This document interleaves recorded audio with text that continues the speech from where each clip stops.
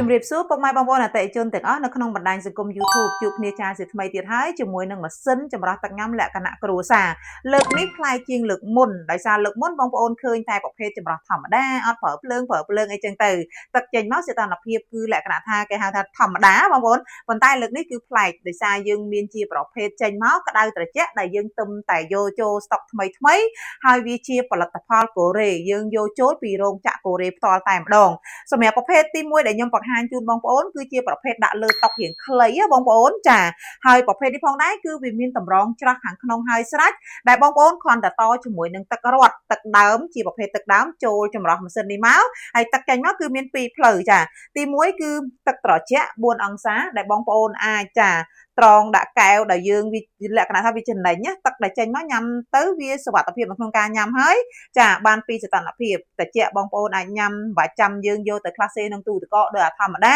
ហើយទី2គឺក្តៅចាក្តៅគឺងាយស្រួលមែនតើសម្រាប់ពុកម៉ែបងប្អូនអតិថិជនដែលគាត់ត្រូវការទី1គឺក្រោកពលំឡើងរៀងប្រញាប់ផងអីផងទៅធ្វើការអញ្ចឹងណាត្រូវការលក្ខណៈថាចំអិនអាហាររៀងលឿនចុងមីចុងកាហ្វេចុងតែមុនចេញធ្វើការគឺងាយស្រួលមែនតើសីតុណ្ហភាពរបស់វាគឺ90អង្សាបងប្អូនឬក៏មួយទៀតបងស្ត្រីមេផ្ទះដែលគាត់ត្រូវការចំអិនអាហារដែលរៀងលឿនអញ្ចឹងគាត់ត្រូវការទឹកក្តៅស្រាប់ចាស្ងោរអី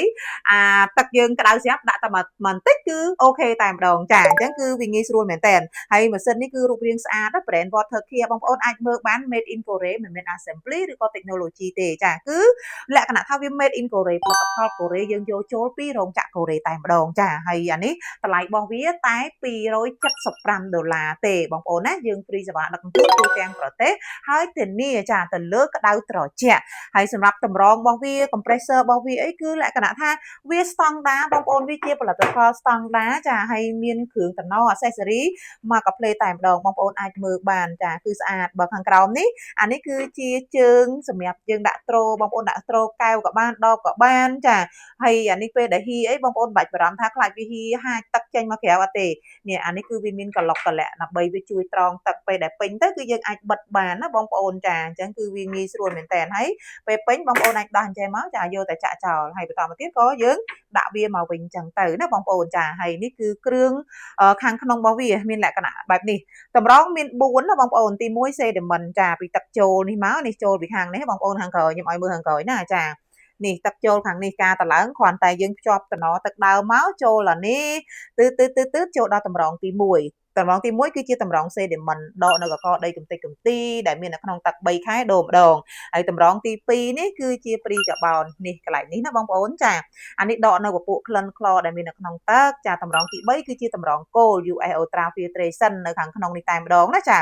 អានេះគឺសម្រាប់ចាដកបានល្អនៅកកដីកំតិចកំទីនិងបាក់តេរីដែលមាននៅក្នុងទឹកដោយសាររត់ច្រោះវាតូច 0.1 ទៅ 0.01 មីក្រូនហើយចុងក្រោយគេនេះគឺជាចាគេហៅថាផុសកាបូនណាបងប្អូនចាផុសកាបូននេះតួនាទីរបស់វាគឺចាប់ចុងក្រោយនៅពពុះក្លិននិងជួយចាប់រសជាតិ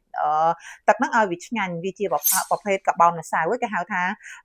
powder កាបូនបងប្អូនចាហ្នឹងហើយបានចូលដល់ compressor នេះធុងស្តុកសំតោបងប្អូនចានេះគឺជាប្រភេទធុងស្តុករបស់វានៅខាងក្នុងនេះតែម្ដងបងប្អូនចានិយាយទៅគឺស្អាតខ្ជូតខ្លាំងមែនតើបងប្អូនអូ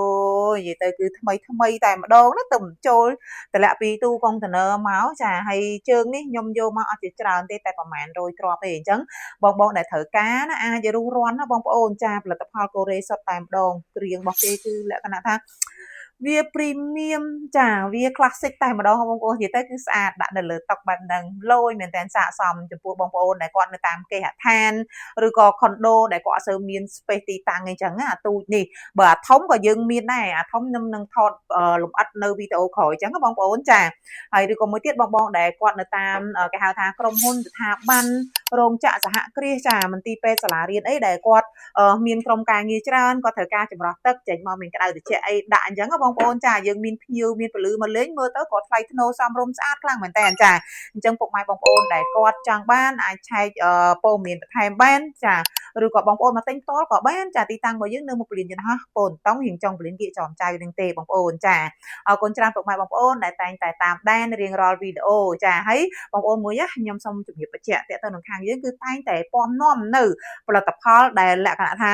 វា high វា latest technology ចាបច្ចេកវិទ្យាចុងក្រោយចាក៏ដូចជាគុណភាពគឺយើងតែងតែ improve ចាដើម្បីឲ្យអតិថិជនដែលគាត់បានចំណាយទៅលើកញ្ចប់ទៅលើអីវ៉ាន់ណាមួយហើយគាត់ទទួលបាន វាស័ក្តិសមនឹងតម្លៃហើយមានតែលើសហ្នឹងបងប្អូនចាអញ្ចឹងគឺយើងតែងតែ improve មិនថាគុណភាពសេវាកម្មអីផ្សេងចាហើយពិតជាអរគុណពុកម៉ែបងប្អូនខ្លាំងៗដែលតែងតែគ្រប់គ្រងមិនថាបងប្អូនអតិថិជនចាស់ឬក៏អតិថិជនថ្មីទេចាហើយគាត់ទិញហើយគាត់តែងតែ recommend ក៏ដូចជាណែនាំតគ្នាចាពិតជាអរគុណនិងដឹងគុណខ្លាំងមែនតើហើយជាចុងក្រោយបងប្អូនកុំភ្លេចជួយ Subscribe Channel YouTube ម្នាក់មកផងដើម្បីទទួលបានព័ត៌មានថ្មីៗទាក់ទងនឹងការច្រោះហើយនឹងសម្អាតទឹកមិនថាខ្នាតតូចលក្ខណៈគ្រួសារឬក៏ខ្នាតធំសម្រាប់អាជីវកម្មឬក៏តាមរោងចក្រសហគ្រាសអរគុណជំរាបលា